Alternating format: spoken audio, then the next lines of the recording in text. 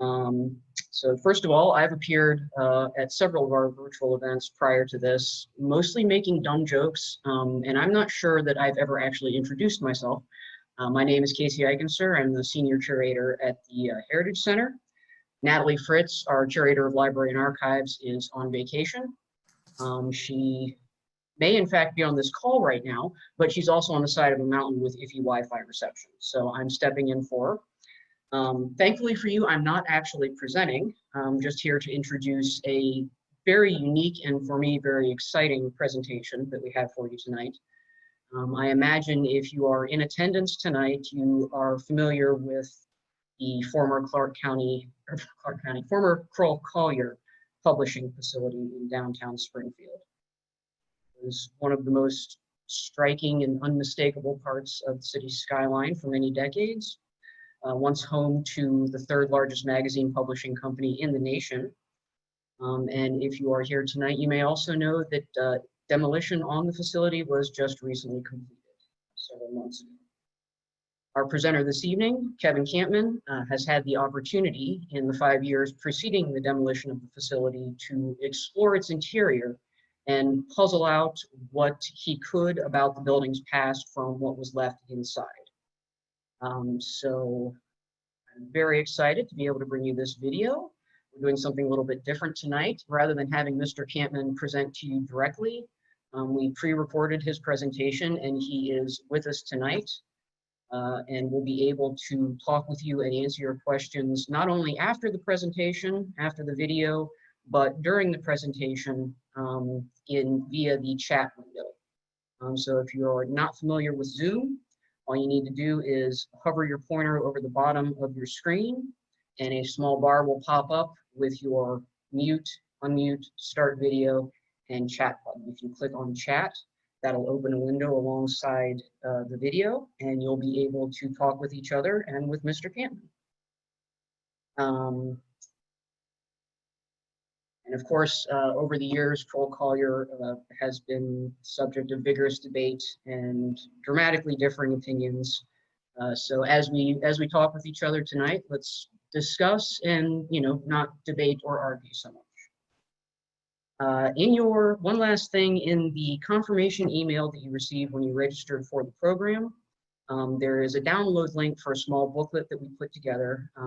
It contains a document that Mr. Kampman shares in his video, and which includes a floor plan of the former plant, which might be useful to look at during the presentation. It also contains some images of areas of the plant that Mr. Kampman talks about from when the plant was still in operation. So if you haven't had a chance to download that, you might pop back to your confirmation email and click on that link and you can pull it up in your browser and have a look at it while we're talking. I believe that is all I have to say. So without further ado, we will begin the video.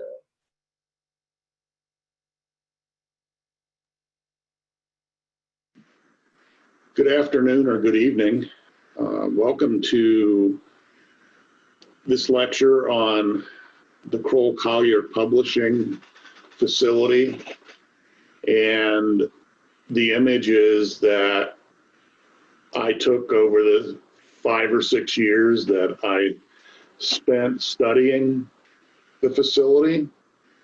I was interested in it as a resident of Springfield who grew up trying to figure out what went on there.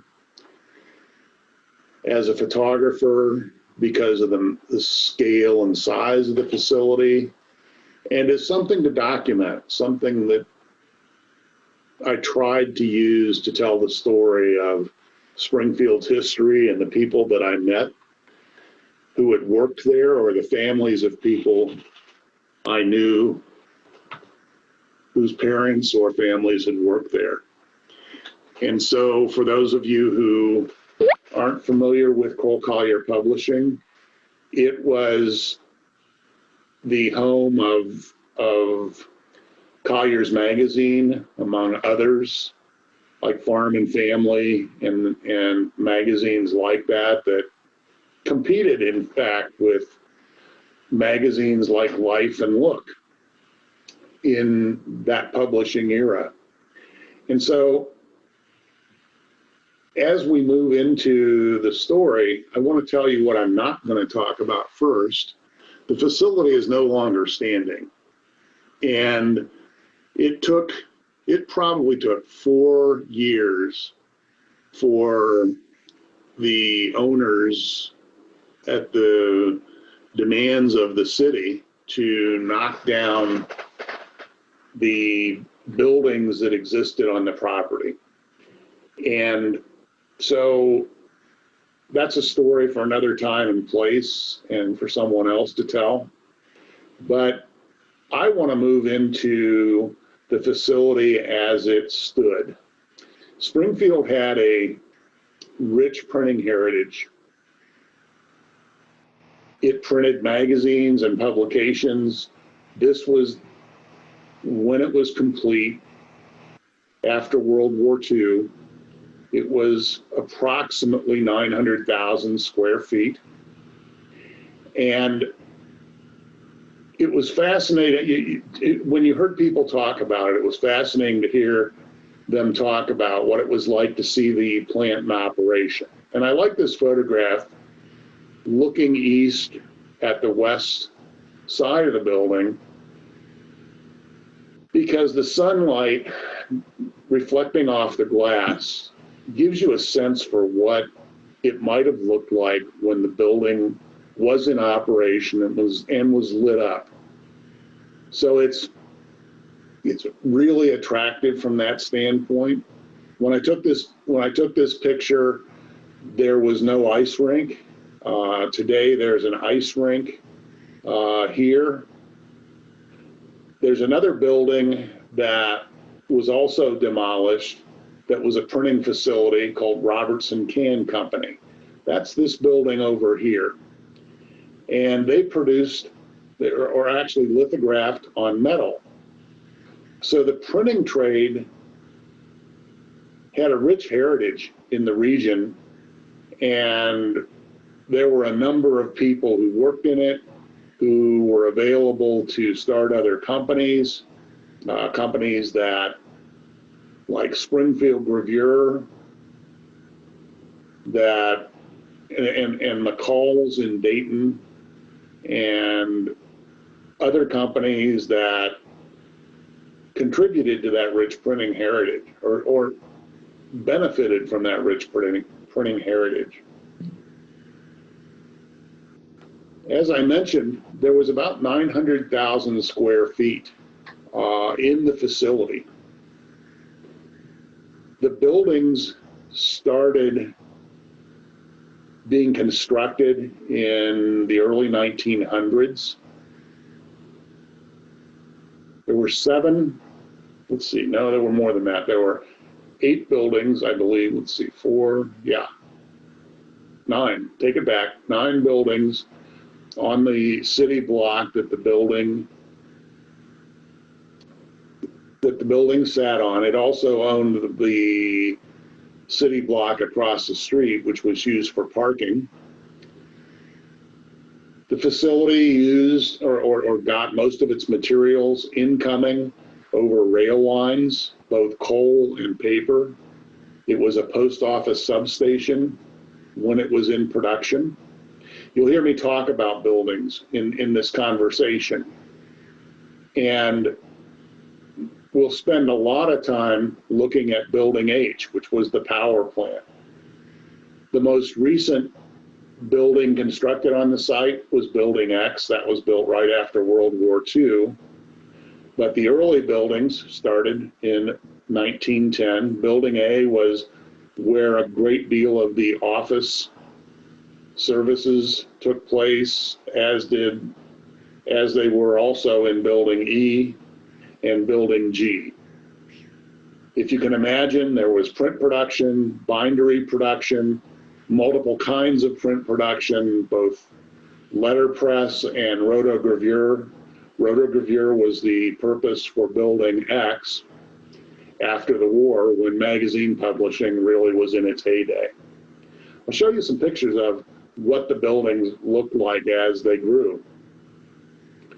And by the way, this came out of a employee magazine called Hello that Crowell-Collier published for its employees. And periodically they would do these little historical vignettes about the company for the employees. So if you can imagine, the company started in that tiny little building here in 1877, moved on to something called the Republic Building, which was replaced by the Bushnell Building in 1880.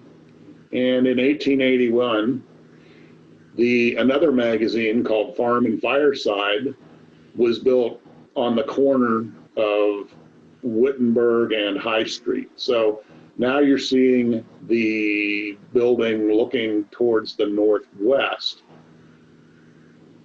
And it's interesting that if you look at some of the blueprints for additions that the company was considering adding to the building, even though they weren't ever built, they were thinking about building an archway over to the parking lot. And in those blueprints, they actually had the traction line included in those blueprints. This is a view of the building in 1891, and then again in 1903, when additional magazines like Woman's Home Companion were added to the publications.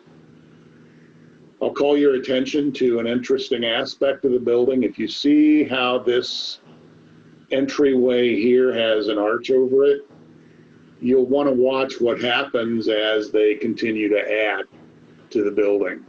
So you're starting to see the buildings move to the north of the original facility, and ultimately this was what the building looked like before it was torn down.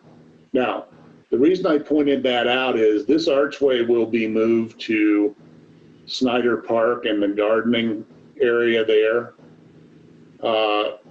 Another thing to note is that this structure here was the water tower that provided water for the boilers. Crowell-Collier was kind of a standalone facility. It produced its own power.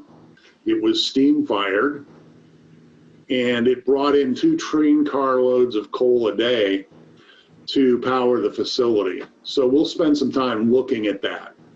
You'll note from the captions here that at this point, the building was about 411,000 square feet. You'll note that Building X is not here yet, but as we move into the next set of photographs, this is the building along Lowry, or the 2 buildings that were built along Lowry Avenue. This is Columbia and High Street. And you can see the smokestack from the power plant near Building H. And finally, Building X. And this was where the rotogravure presses in the facility were located. There was also office space beneath the presses. So if you can imagine, a lot of the activities of the magazine, the office activities of the magazine, were taking place while the presses were running. This is why the building was so massive, was to, the floors were 18 inches thick with those presses running. They had to be sturdy in order for people to be able to work in the same facility. So this is a view from the top of building A, looking towards the north. So you'll see the Lutheran church here. You'll see Robertson Can before it was demolished. You see the smokestacks in Building H. And one of the things that we learned while we were working through photographing in the building is that there were numerous elevator shafts. Someone quoted something on the order of 50, and I believe that, although when we were photographing in there, there was only one elevator working, and that was in building A, and that was a freight elevator. Now, if you think about that, this was a 7-story facility, or varying numbers of floors, depending on which building you were talking about.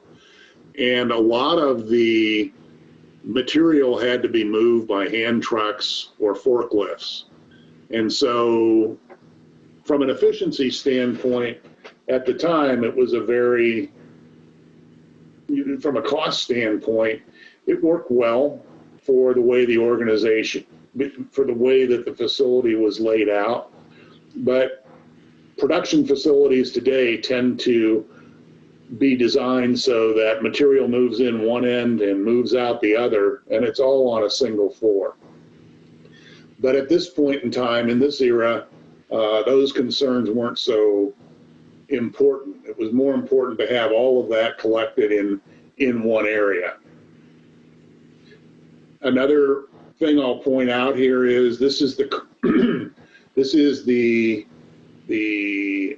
casket company, and this is the first iteration of the Ohio Surgical Center here at the right. In addition to producing its own power, the building had many systems. This also was on top of building A. There were a number of these little sheds or shacks or equipment rooms. We believe from looking at this equipment that it was part of the cooling capability. So they actually had chiller units, and they would cool water on the top of the building by evaporation when the buildings were too warm.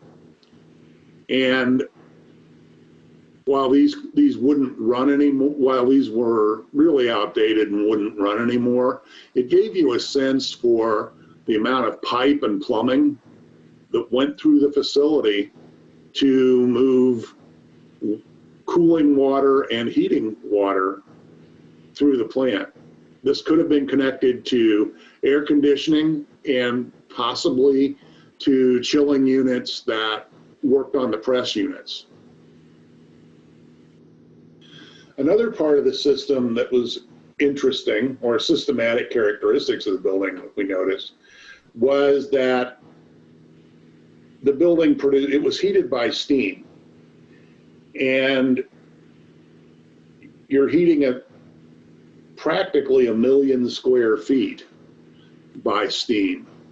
And so this was an elevator shaft, but if you look here, you see what looks like radiators, which these turned out to be.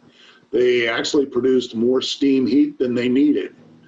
And so they would vent through radiators excess heat out the top of the building.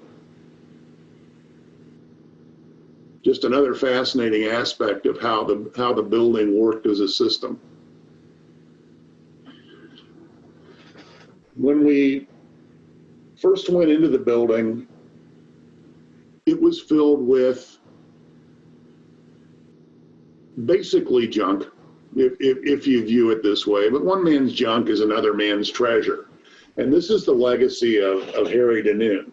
Harry was the next to last owner of the facility, and Harry really made his living by buying out other organizations. He actually ran a company on the premises called Dixie Distributing, which he created when he bought out the AMF company. AMF owned Harley Davidson at the time, and he bought all the spare parts for all the Harley-Davidson motorcycles in the country. And so he ran this distributing organization. It was highly manual. It was mail order. It was catalog driven. And he had people who knew the motorcycles inside and out. It was fascinating to talk to them and listen to them take orders because they knew those motorcycles piece and part. But in the process of this, he also bought the contents of these companies. And so you can see here that we have computer terminals, calculating machines. These are microfiche readers, which I actually sold when I worked at NCR Corporation in the 1980s. This is a 2-inch video tape recorder here. And there's other electrical and recording devices that you can see that Harry tried to keep it kind of organized, but it was really a collection of things. And as time went on, you could see that he really lost control of the kind of things he brought into the facility, but he did sell a lot of it. So now I'm going to take you into Building X, which was the rotogravure printing plant. You saw Building X from the outside. These are the 2 floors on the top of the building. So this was easily 2 stories high. And you can see based on these columns that they're holding the roof, but the columns went all the way down about 18 feet into the basement of the facility. And I don't know that they weren't, that they didn't go deeper than that to hit the limestone foundation that might have existed underneath this. I didn't have the benefit of that. But what attracted me to this was the beauty of the light.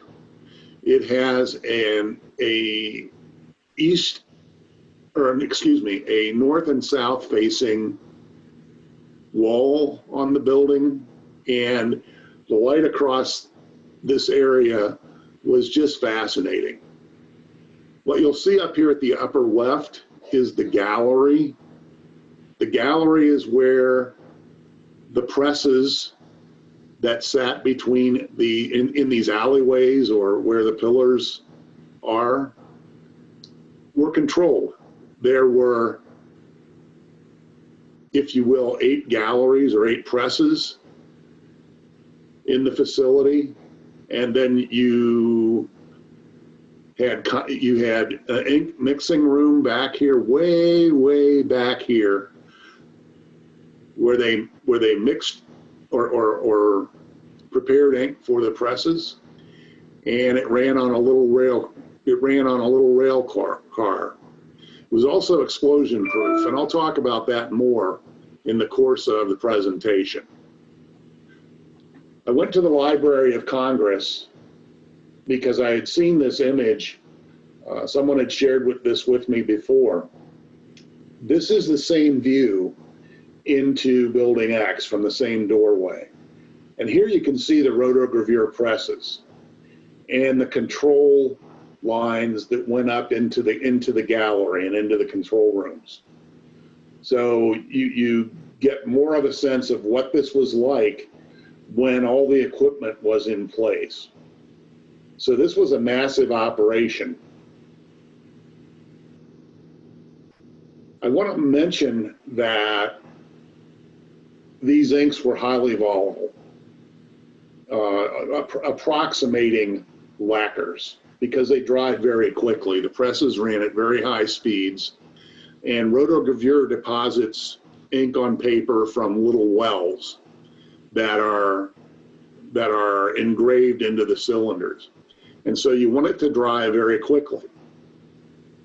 That leads to the need for air movement and fast evaporating solvents. So on the door of the press room, there was this notice that reminded anyone entering this area not to bring any tools that were made of, that were of ferrous construction into the facility because they might generate sparks.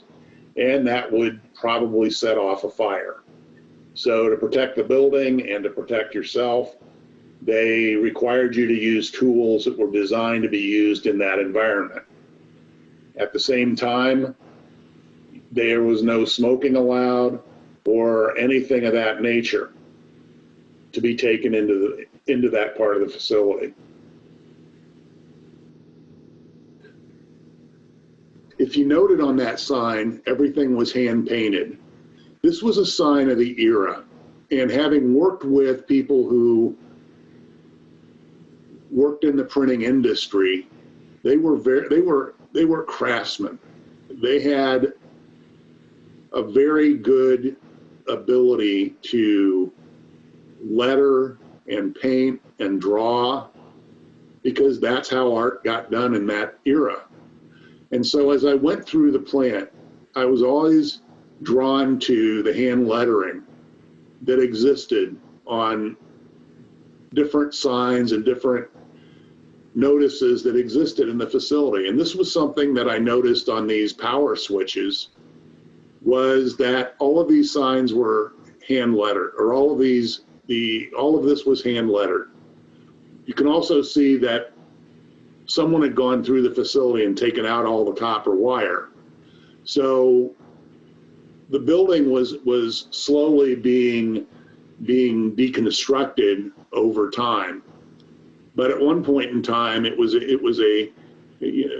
generated their own power. It was, a very interesting place to see how power was distributed and the kind of equipment that existed in the facility.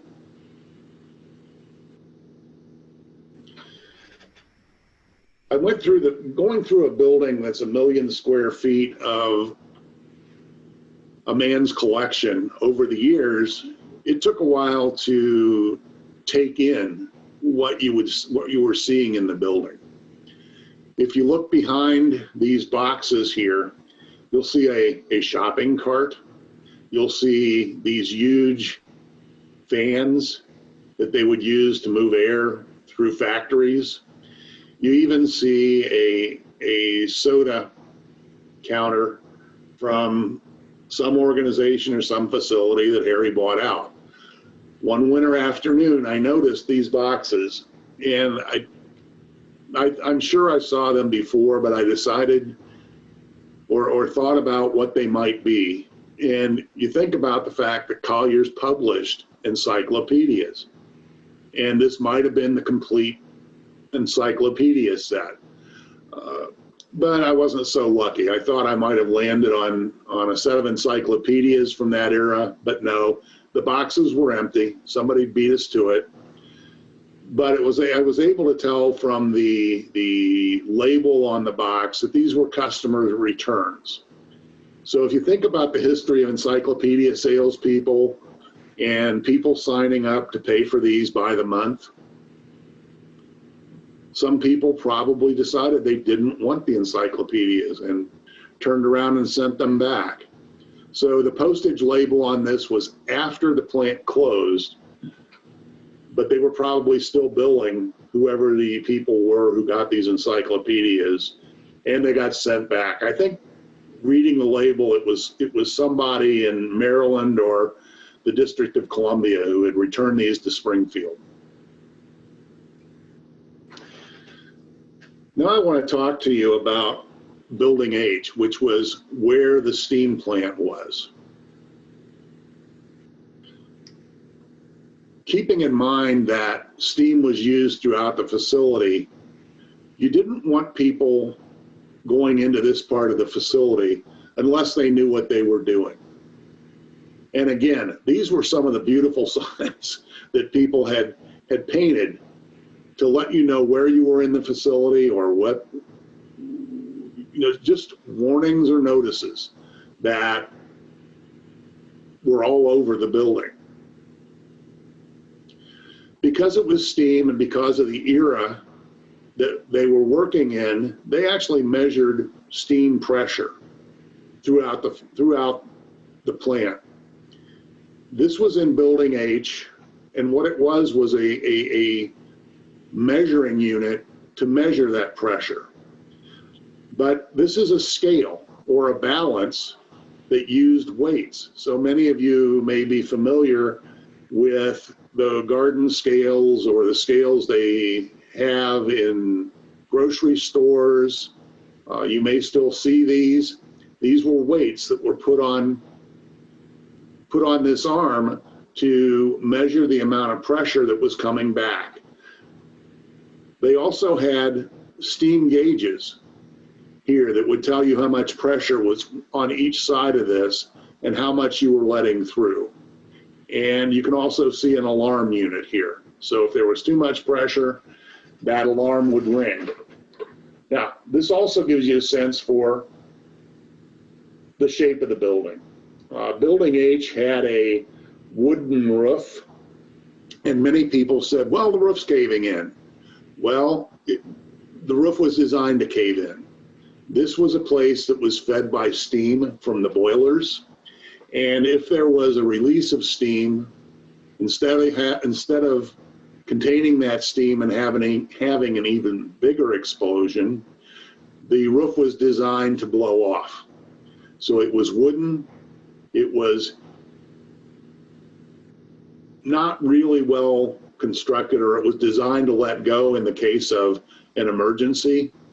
And so we're looking at daylight here, illumination, where the ceiling had come down, and I'll show you photographs of that. Now, they converted that steam into electricity. The plant ran on DC current because that was efficient. That was the kind of efficiency they were able to realize. DC is more efficient than AC. The plant actually had AC and DC, both the AC and DC in the facility to run office equipment and so forth. But this is what they use to run the manufacturing equipment, the presses and so forth.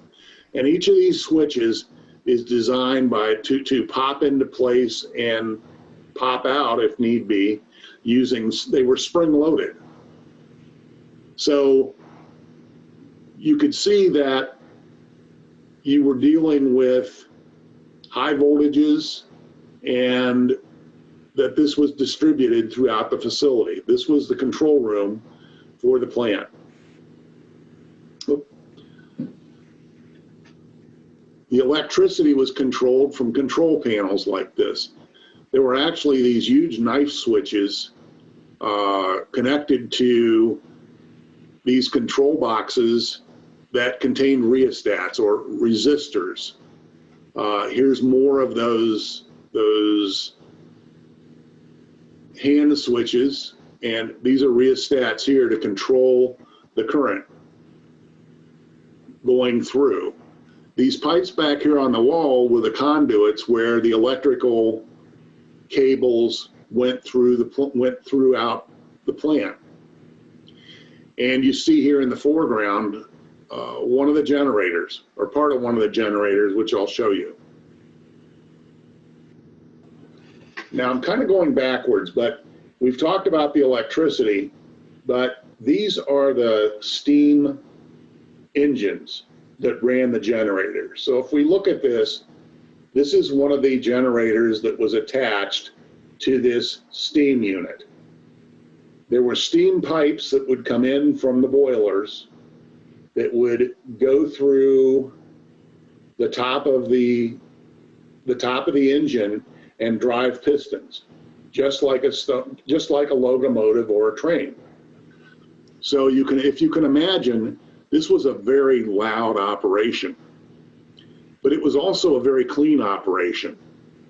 If you look here, there was tile flooring in the facility. And you can also imagine these pipes being wrapped with asbestos, which they were.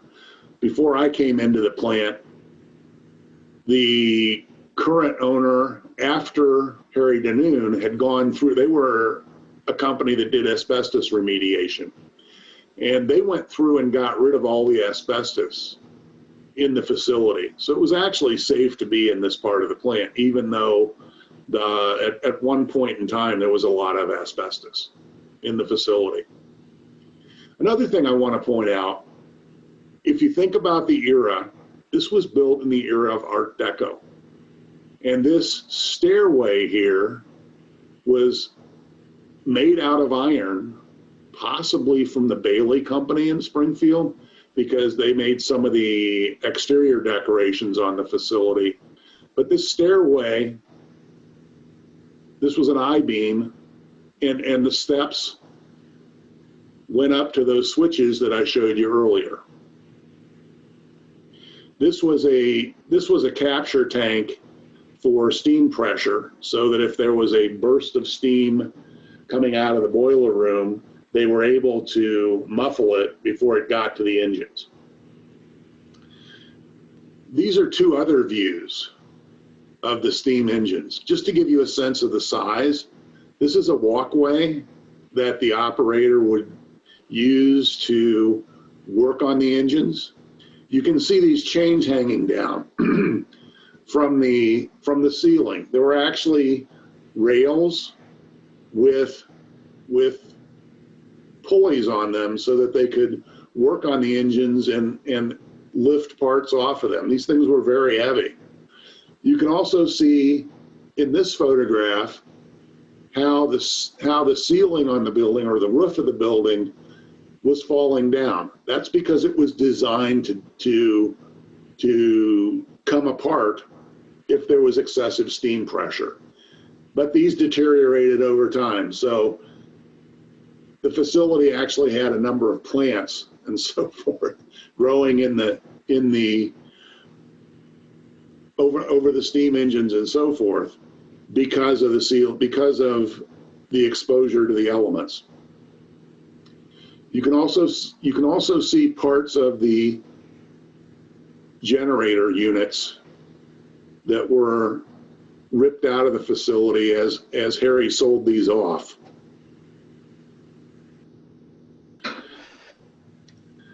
This was a fascinating part of the plant. These are the boiler rooms. And this is a steam boiler. I had to talk to someone who had been who had been in the Navy, who had worked around this kind of equipment on ships, to understand what was really happening here. And he explained quite a bit of it to me that I didn't understand when I was taking the photographs. But I'll point out a few things that you should recognize, which is that these boilers were made of pipes that were laid side by side and vertically to capture the heat off of burning coal. So these pipes were actually held in place by these frameworks that you see here that are curving back and forth. And in between each of these, there was asbestos rope to hold the pipes and hold the heat in. So you can see steam lines running all over the facility here. These are all taking steam up into a collection unit, which then went out into the plant. To keep the heat in, these boilers were surrounded by kiln block, which were these yellow bricks. The coal that fed the boilers came in from above through these feeder units. And you can see some of the control devices for the boilers here off to the left. And this ladder went up to a catwalk that was in front of the boiler. It would also actually take you up another level. This gives you another view, or a better view, of how the coal came into the boilers. There was this huge hopper here that Actually the coal was fed down from above, from where the boxcar dumped the coal, and fed it into this hopper. And these stoker units in front of the boiler would push the coal back underneath the boiler where it was burning. These were like crankshafts in an automobile. So they would push in and out, and they were driven by motors at either end. And you could actually adjust with these controls how fast they ran and how far they went underneath the boilers. This is a side view of the coal pipes feeding into this hopper, how the coal was spread out, and where the stokers sat against the boiler. You can also see there was another boiler to the left of this one, and there were three boilers deep. So there were control panels for each boiler that determined how much coal needed to be fed in, the temperature, and so forth. And I'll show you some of the gauges up close. This photograph shows how the amount of coal was controlled from this hopper from above, where the coal was dropped by the railroad cars. So you had coal in, steam out, and you had these doors that would close in front of these pipes to keep the heat in. All this was demolished by the owners when the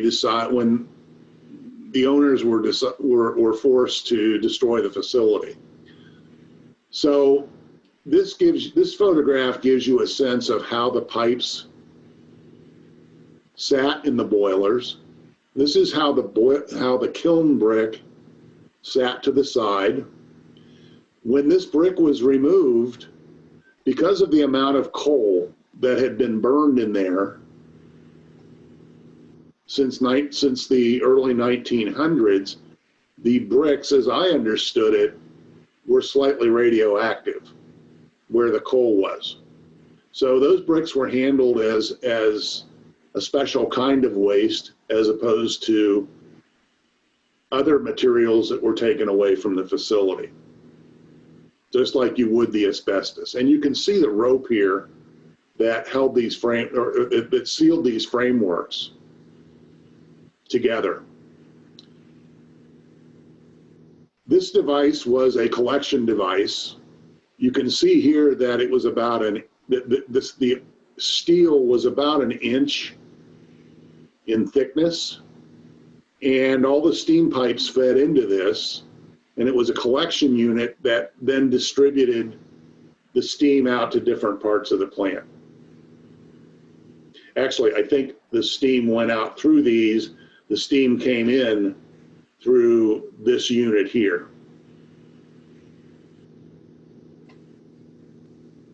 This is one of the gauges or recorders that monitored the boilers. So this was a rotary gauge. There would be a circular piece of paper that was put on this platen here, and it was actually wound up with a mainspring, and it would turn over a period of time. These were pens that recorded the amount of steam pressure that the boilers produced, and there was one for each of these. So you were producing about 20,000 pounds of steam per hour, up to somewhere around 100,000 pounds of steam per hour. And the instructions for how it worked were here. Keep the pens together, control your airflow, and control your steam flow. If you have too much air, above the steam flow, it means that, you know, or if the pens aren't indicating properly, you either have too much air or too little fuel, and you can adjust that using the control panels. So it's very interesting to think about what was actually going on here as these boilers operated, and the boiler operators managed the amount of coal and air that went into the boilers. This was another gauge that I found fascinating, even though I don't know what it did, but you had needles that came up that showed you pressure or combustion or something that went on in the boiler room.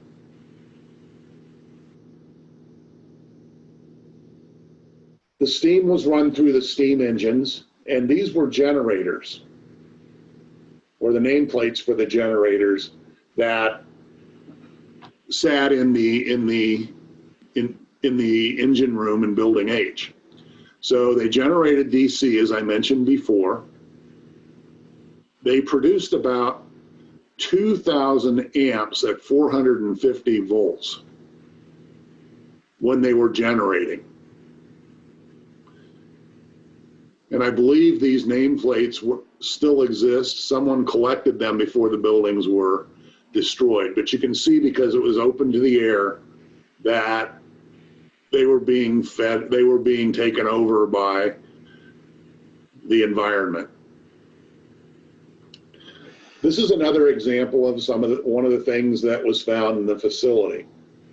The current owner of the facility thought he'd hit pay dirt, that these elbows on these pipes were made by the Germans, but that wasn't true. Crane Steel was a company in Chicago.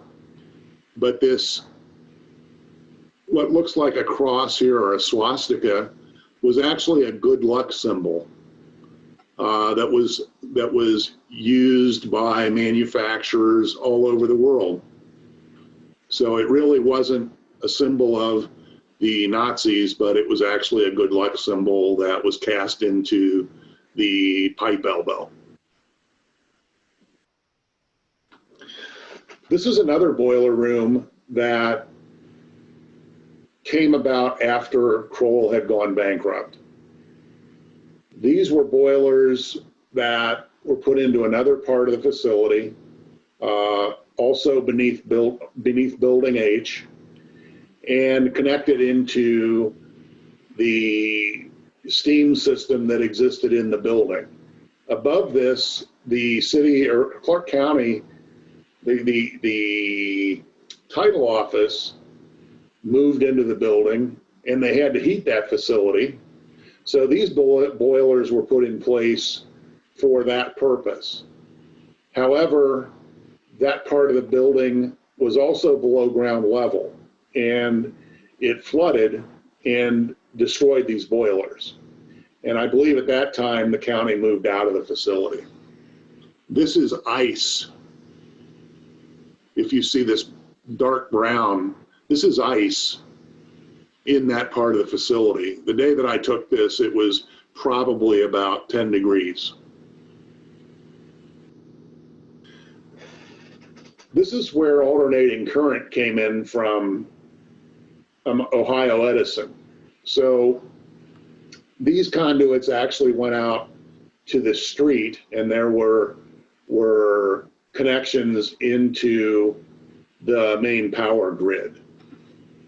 And so this is where that alternating current was fed into the business parts of the facility, where the adding machines and other office equipment existed or was located in the facility. There were huge bus bars in here, copper bus bars. You can see parts of that here, but as with the cables and so forth, all of that was removed from the facility.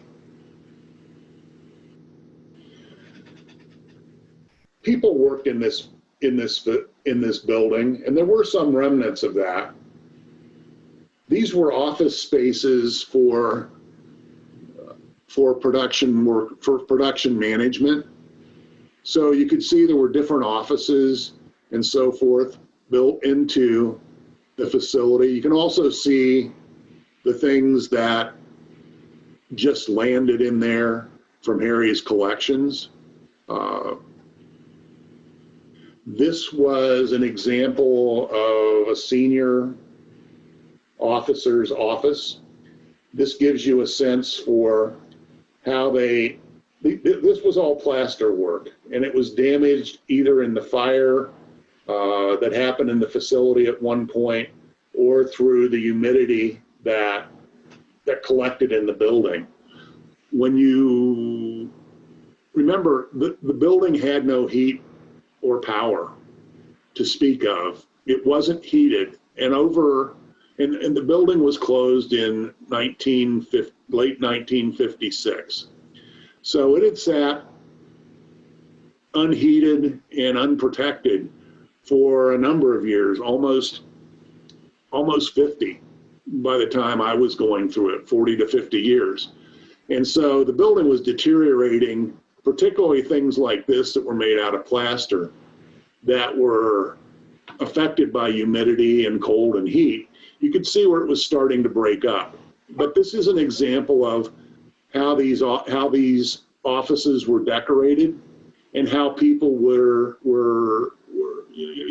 what their working environment was like. You had stopped ceilings and so forth, an interesting shade of light green, and we found examples of other colors like this salmon that existed in the facility, and I'll show you some of that. This was fascinating. This was an office supply area, and it looked like nobody had taken any of this when they left. So we found a postal scale, we found office paper, we found carbon paper, which was used to make duplicates because they didn't have copiers in those days. So there were some records there in the files, and they were all carbon copies. And some of those records still exist in different archives around the city. This was also a recording device for a stenographer that was left behind because it didn't work and there was really no use for it anymore. So, paper clips, an example of the kind of things that when the company closed weren't of much value to sell off.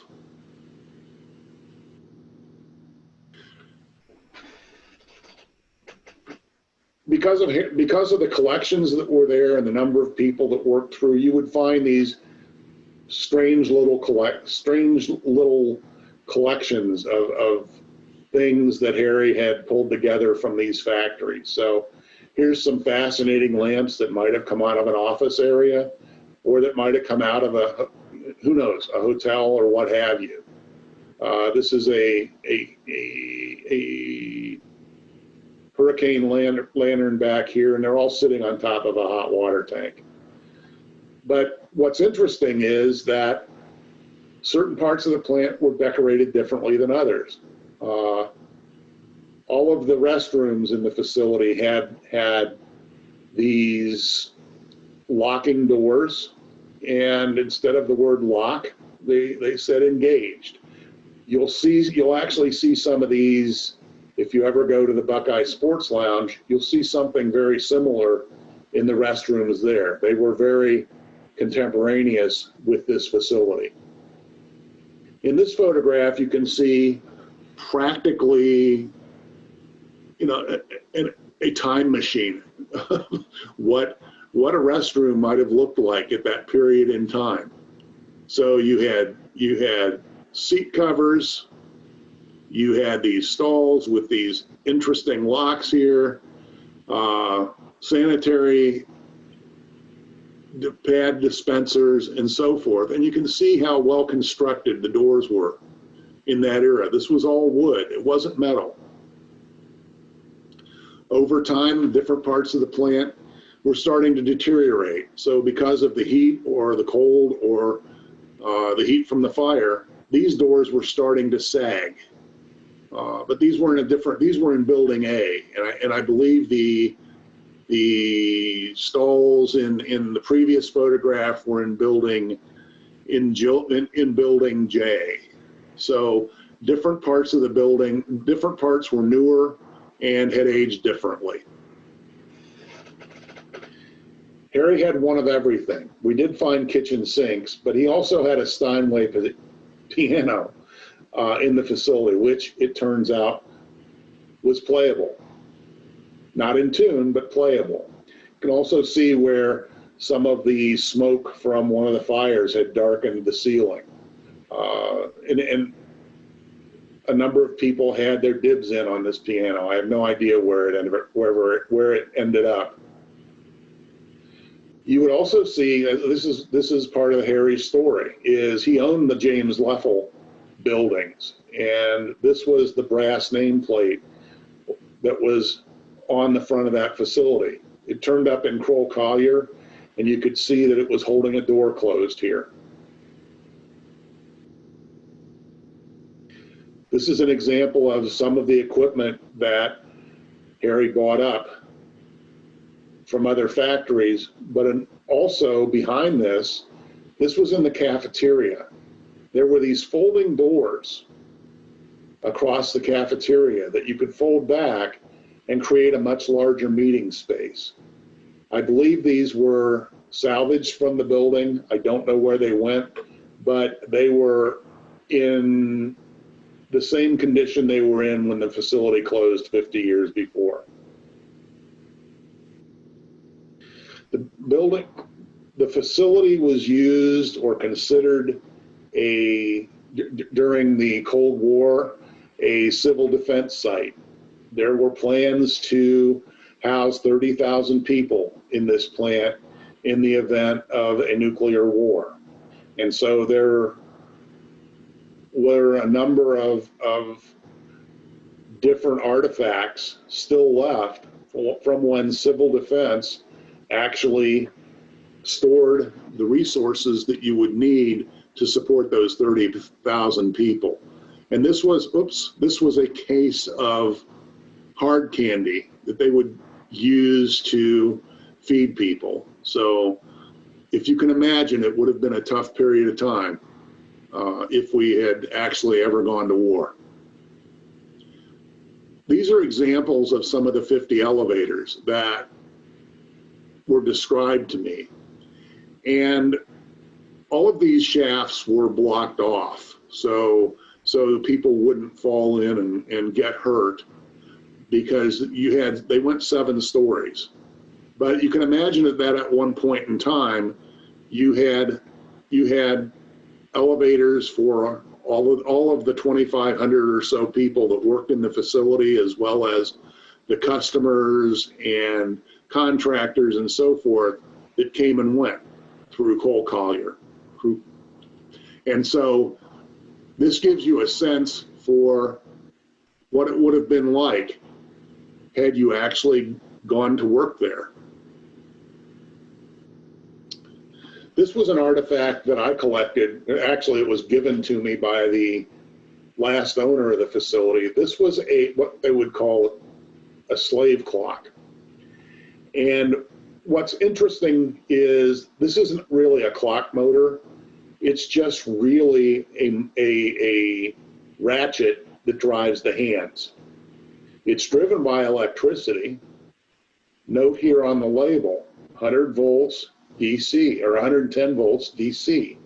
It was driven by a master clock in the office, and you used to see these a lot in grade schools and high schools, so that everybody was on the same time throughout the facility. I was actually able to make this work. I found a clock unit that would fit in this, that would drive these relays and drive the solenoids that drove the hands.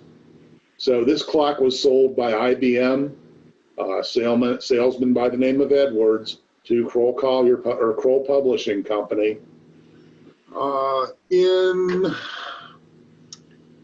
let's see, well, shoot, I can't tell you the date, but in any event, this was a clock that people used in the facility when they worked there. Another thing that people were driven by were bells. So they would probably ring people to work and ring the bells to let them go home. What was interesting about these bells were that they would ring and vibrate pretty significantly. And so the electrical wires that fed the bell were coiled up so that they wouldn't shake loose from the bells or in the conduits that fed them. So when I mentioned the master clock, this was probably where that master clock was installed. What you see here in this photograph is one of the fire alarms. Think back to what I said early on when I said that they were dealing with paper and solvents and chemicals that were probably pretty flammable.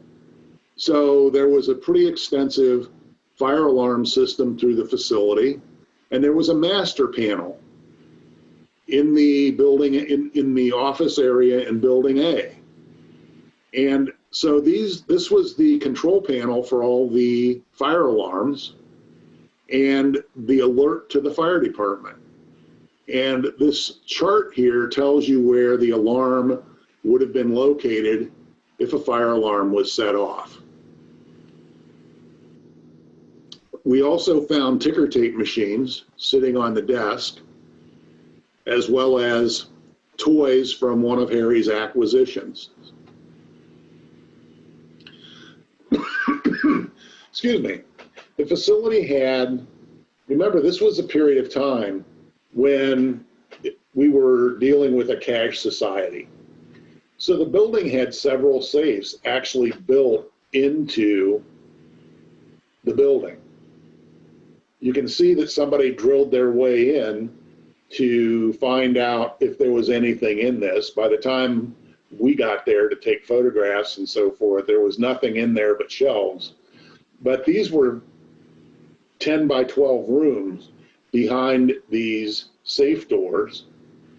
And if you can imagine, everybody was paying their magazine subscriptions with nickels and dimes and pennies and quarters and folding money, but it was all cash. It really needed to be locked up from day to day. So they had their own, if you will, their own bank in the facility. And this is the door that led into the accounting office, which eventually led to the rooms where these safes were. Now, this was a special device that I found in the basement of Building X. It took me a while to determine for sure what it was, but it's actually a piece of one of the binders or the bindery equipment that would put magazines and encyclopedias and catalogs together. So if you can imagine, along the length of a city block, a bindery machine that has lots of individual signatures that go to make up a book, it's very hard to keep an eye on all those and make sure that the pockets are always full. So what this device was intended to do, if you can imagine that it was sitting horizontally instead of on end, that each of these lights was connected to one of those pockets. And when you reached a certain point, when the signatures were below a certain level, then one of the lights would come on, and that would indicate to the people who were running the binder that they needed to add signatures to that pocket. So there were people that tended to these machines who relied on this to let them know when they needed to add magazine signatures or catalog signatures or encyclopedia signatures to the bindery pockets. Very specific to the printing industry and very specific to a big operation like Crowell-Collier. I imagine now they've dropped the building on top of this, so it's probably still there. I had mentioned before that the county kept its title office on the first floor of Building A at one point. And it was all very dark. Again, you went through that building with a flashlight to find your way around. And I thought I'd actually hit pay dirt when I went in there into this meeting room. I thought this was a mural on the wall. But as it turned out, it was a conference room, and this was the wallpaper that the county staff had used to decorate that part of the facility. But this room was pitch dark. Without a flashlight, you couldn't see your way around.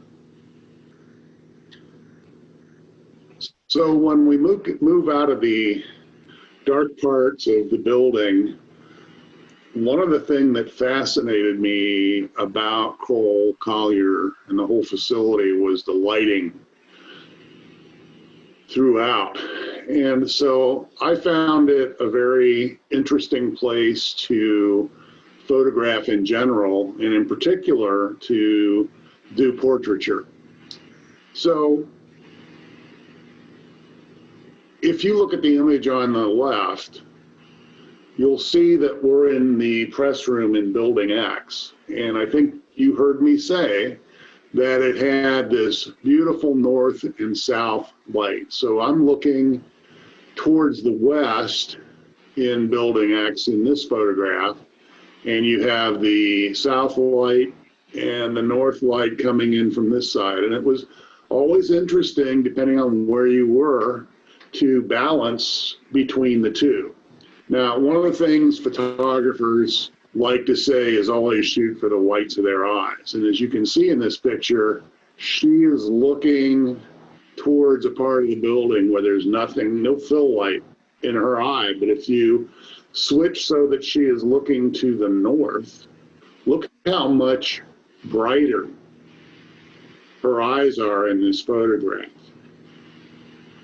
And the facility, with those pillars in it, gave a very interesting background to work with, and also a very nice balance of light. And you could actually change this by walking back and forth across the floor of Building X. Remember, you're dealing with something that's half the size of a city block.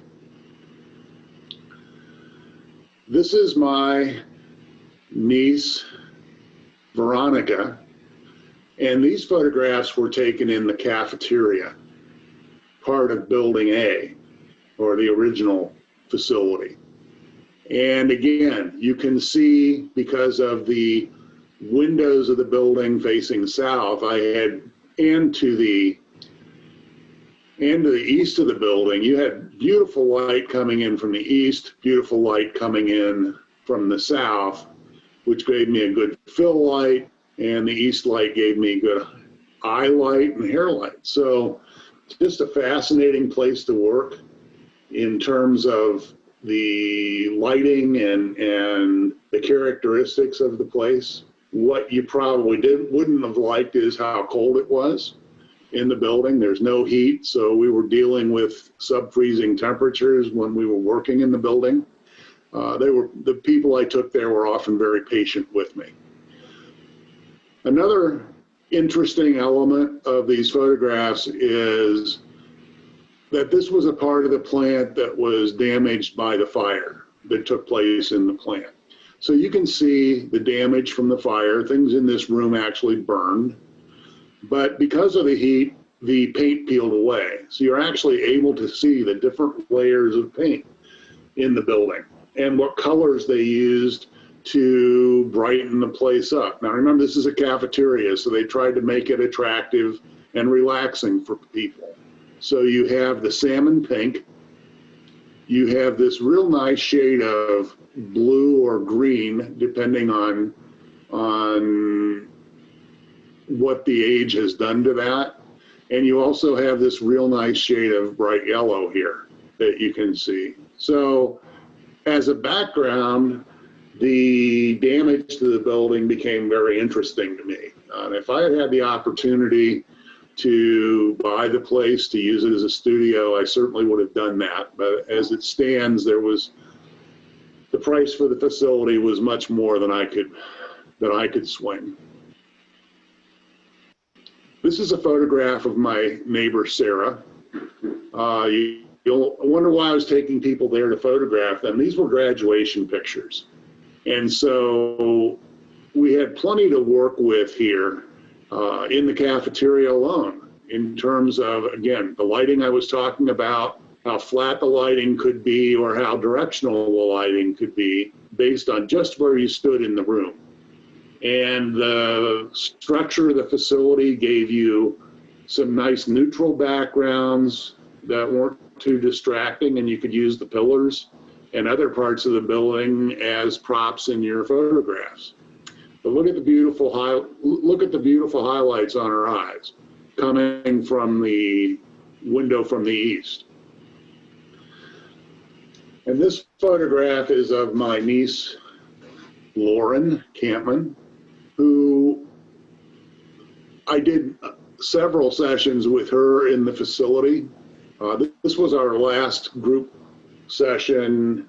It was very cold there that day, but we spent a good part of the day there with this group of young ladies, and they brought different clothing to wear and different outfits to try on. So they were just as much into it as I was in terms of getting these photographs taken and using the building, the characteristics of the building as a backdrop and as an environment to work in. So it was fun for everybody. And again, it was, you know, the beauty of the light in that facility was something that you became very comfortable with over time. It was all natural. There was no electricity in the facility to speak of, particularly not for lighting. And so you had to make do with what came in from the outside. And this is the last photograph I'm going to show this evening. And this is the wall of the cafeteria that we were using as a backdrop. You can see where equipment was placed on the wall and painted around. You can see the damage from the fire.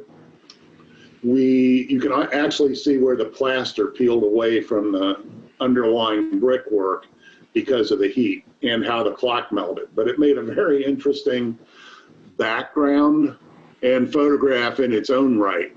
We tried to figure out what kind of equipment was here. We kind of decided that there was probably some kind of tray rack for dirty cafeteria trays that would feed into the room behind this wall, which was very small, but probably big enough to wash those trays and wash the dishes.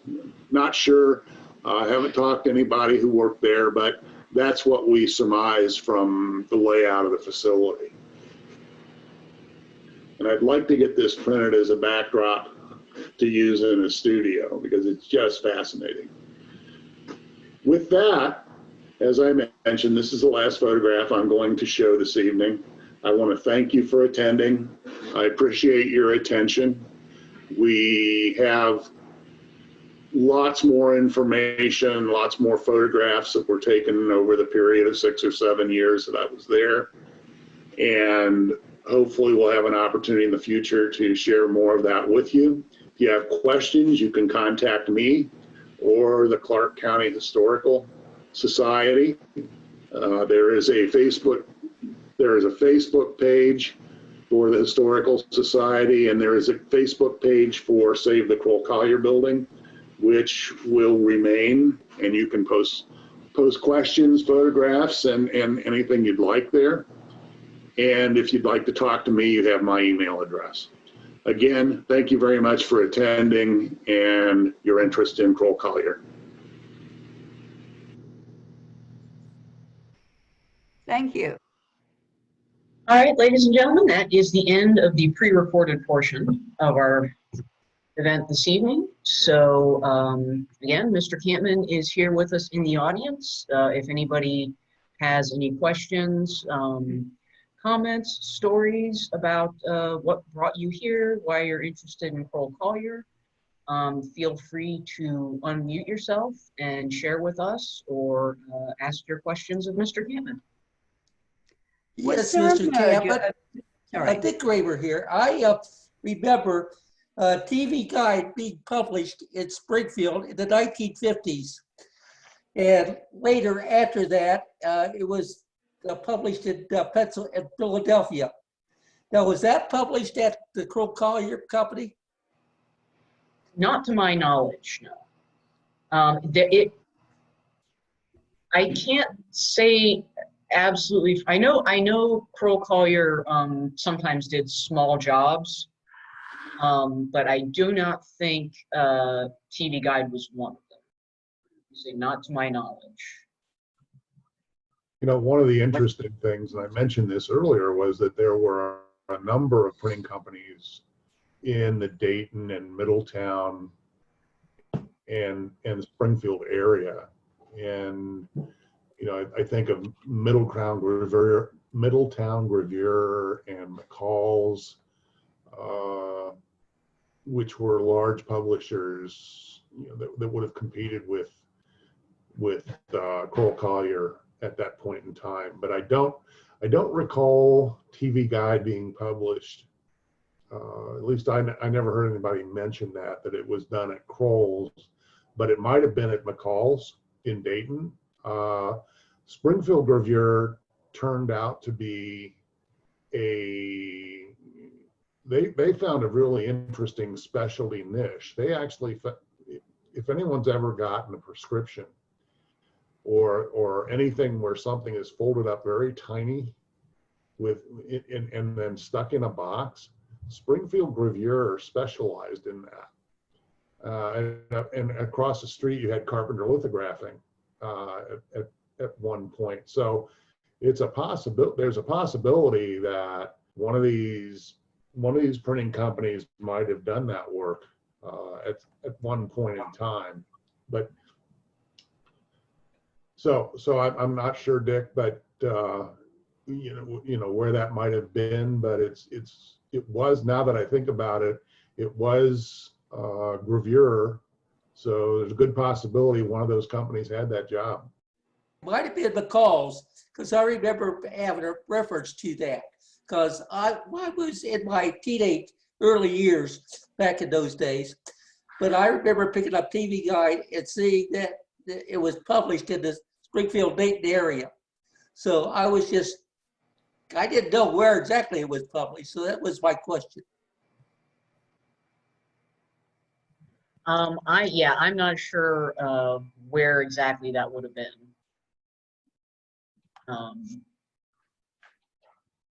Are you still asking about TV Guide? Yes. Yeah, I honestly couldn't tell you. Yeah, it would be, you know, it's interesting. A lot of I actually worked in the graphic arts in Springfield when I got out of college in the 70s. And that's where I worked with people like Charlie Seaman at Springfield Engraving and his family who had worked up there. And I actually had an uncle who worked at, he and a couple other fellas did cylinder engraving for gravure shops. And they were located on North Yellow Springs Street at one time. So, you know, there were little pockets of expertise that stayed around the area. And it was just very interesting. When I worked at Springfield Engraving, I got to meet just about every printer in Springfield and the surrounding area. And it was interesting to talk to them, and part of the reason that this became an obsession with me to find out what was going on in the facility. I can remember when I was a little girl, back in the 40s, my dad was a pressman, and he worked on the basement level. So we would go down on High Street and watch him through the window at the press. And they had their windows open in the summertime. So I thought I'd mention that because you could feel the heat of the building coming out of it. You know, it was really warm where the pressmen were working. Well, and that's what there's a probably my favorite anecdote that I've read in our archives, and I have not been able to locate it again where exactly I read it, but I didn't make this up. I did read it. Someone remembering standing on High Street and being able to feel the ground vibrating from the action of the presses inside the plant. Yeah. So that's I thought I'd run that by Kevin, see, seeing as much as you know about the structure of the building. Does that sound like a true story? Yep. I'm sure you could feel the vibration, particularly given the fact that different parts of the building had different kinds of presses in it. And they actually, they ran letterpress there, and that was rotary letterpress. And there's a photograph of one of those rotary letterpresses in that brochure that you put on the link. And the number of cylinders on that was significant enough that I'm sure that once those things came up to speed, you would feel the vibration. And in fact, on the 6th or 7th floor of Building A, that was the photography department. And somebody mentioned that you could go down there at night and watch them make plates, or watch the cameras in action. And that part of the building would just light up tremendously from the amount of light that they used for that purpose. So there's lots of stories like that people had, or impressions of the building, of what went on at different parts of the plant. Some were dark and some were very bright because of the different kinds of things, different kind of activities that went on in the printing trade. And were they, was the exterior of the building well lit? That's another sort of legendary sort of story I hear, is that there were spotlights or floodlights outside the building that lit it up from the ground at night. I don't remember that for sure, because I think probably by that time I was a child and I was in bed. But I do remember the Crowells were very generous with their employees, because whenever, and I think they had overruns on all their magazines, and they would allow the employees to take home magazines from the overrun pile. So we always had Crowell published magazines, at our house. So they were very generous to their employees. That's, from the sound of it, it was an excellent place to work, very much like one huge extended family. And the plant itself was practically a city within a city, Yes. from what I've read and heard.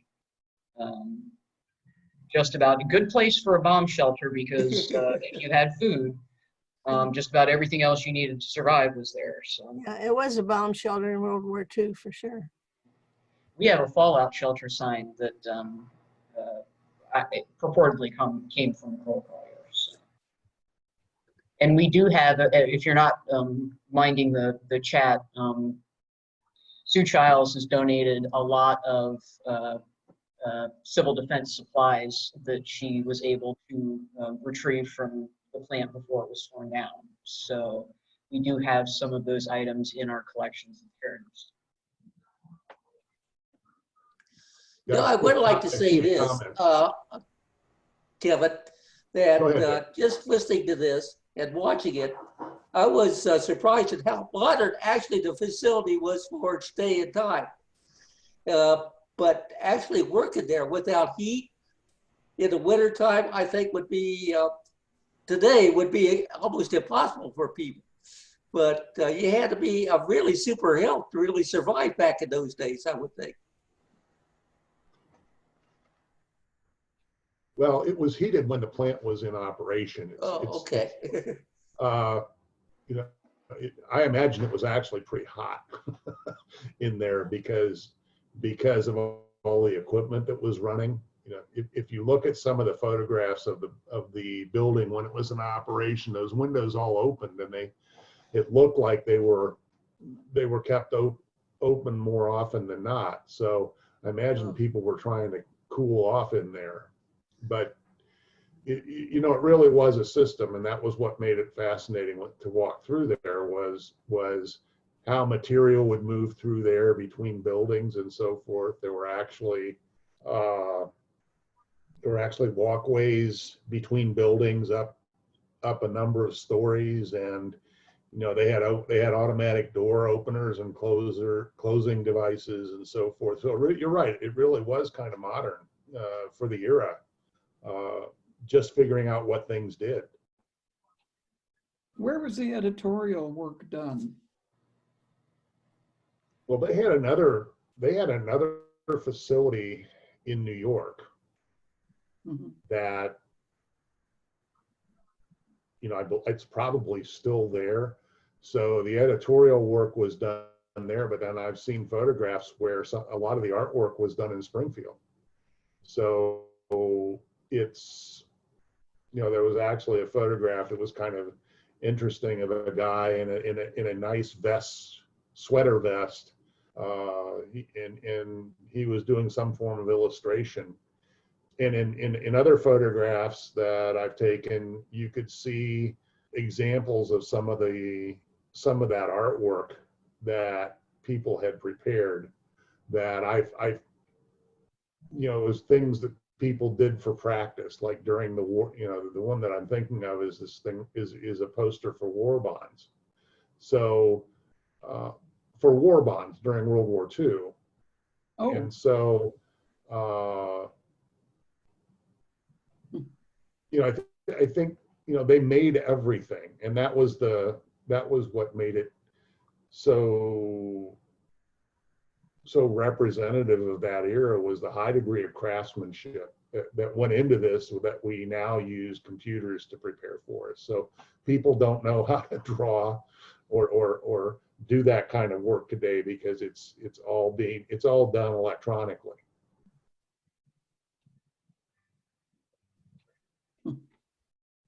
That was one of the, now I can't remember if I actually mentioned this out loud or only in the chat, but the civil defense plans that Sue Childs, who is with us tonight, found and was able to retrieve from the building and brought to us were for World War II in the event of an attack on American soil, and how to defend the plant. But they were drafted by, workers at Crowell-Collier. So they're on the backs of, standardized forms that were used within the plant and things like that. They're really remarkable pieces of history. I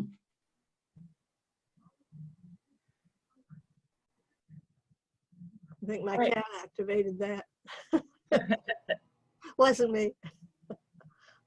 All right, well, it is 8 o'clock. Do we have, I know there was someone that was getting ready to ask a question, and yielded to someone else. So if there are any other questions? Brian. Casey, I think what's on the minds of everybody is, have you talked to Roger about how close we are to actually having a meeting about reopening?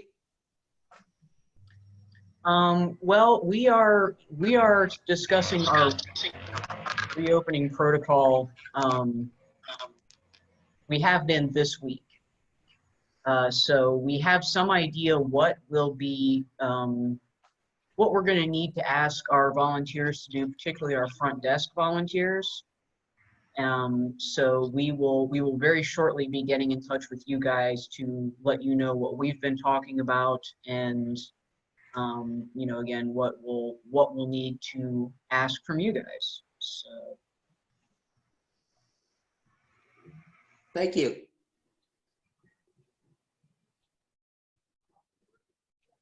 all right, well, if everyone will tolerate me for just a little while longer. I don't recall, Kevin, I don't recall if you left this in your presentation, this version of it. We've recorded this twice, and I know you mentioned it in the first iteration of the presentation. But at one point, when Crowell-Collier was, at its peak, there was a plan to build another facility south of the existing plant, Right. on the other side of High Street, and there would be a bridge connecting the two sides of the plant. And we do actually have in our archives those blueprints, or architectural drawings, so I thought I would put those up for just a moment for folks to look at. You can still see the trolley cars there. Right. I did mention those in early in the session. That gives you a good idea of what it was like with the trolley cars, and that you would be actually, I think they were thinking about building if you look at the illustration, they were thinking about putting a building over on the south side to, I don't know if that would have been additional production facilities or parking or what have you. This looks like it's facing west. So Yep. This is a really good example of what had the company survived, this would have been an example of what it might have become. And it's really exciting to see that. That is, yeah, an image of an alternate reality, perhaps. What could have been. So I just thought I would share that since we had it available. That's nice. So one last call for questions, comments. Thank you very much. It was very enjoyable. All right, well, thank you all for attending. And thank you, Mr. Kampman, for all of your time that you've put into recording this. The video that you just watched premiered on our Facebook page at the same time that we were watching it here. So you can go back to our Facebook page at any time if you'd like to watch it again. And if anybody has a problem getting to that booklet, just email us at clarkcountyhistory@gmail.com, and we will get you a link to download that. All right, with that, again, thank you everyone, and have a good evening. Good health to everybody. Wear your Thank you. masks. Yeah, Stay Thank safe, you all, all. and be Take care. safe. yes. Stay cool.